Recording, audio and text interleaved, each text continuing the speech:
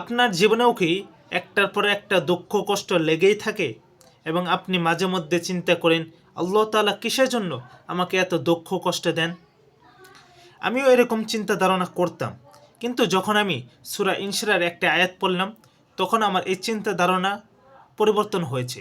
তা হলো আল্লাহ তাআলা বলেছেন ফাইন্না মাল উসরি ইসর, নিশ্চয়ই কষ্টের সাথেই স্বস্তি রয়েছে। এখানে একটু লক্ষ্য করে দেখুন, আল্লাহ তাআলা বলেননি যে কষ্টের পরে সুখ রয়েছে, অর্থাৎ কষ্টের সাথেই স্বস্তি রয়েছে, মানে অর্থাৎ কষ্টের সাথেই সুখ রয়েছে। এখন আপনার জীবনে বিপদ আসছে, এই বিপদের মধ্যে হতে পারে আপনার জন্য একটা কল্যাণকর কোনো একটা বিষয় রয়েছে যা আপনি দেখতে পাচ্ছেন না, বুঝতে পারছেন না। এজন্য একটি কথা, বিপদ আসলে ধৈর্য ধারণ করবেন, কারণ আল্লাহ তাআলা বলেছেন নিশ্চয়ই আমি ধৈর্যশীলদের সাথে রয়েছি। এজন্য ধৈর্য ধারণ করতে শিখুন, বিপদ দেখে আর ভয় নয়। হ্যাঁ, বিপদ থেকে রক্ষার জন্য বিভিন্ন দোয়া করবেন, দান সৎকার করবেন, তার সাথে ধৈর্য ধারণ করবেন। আল্লাহ তাআলা আপনাকে ভালো রাখুক, আপনাকে সুস্থ রাখুন, এই আশাই করি। আপনারাও আমার জন্য দোয়া করবেন।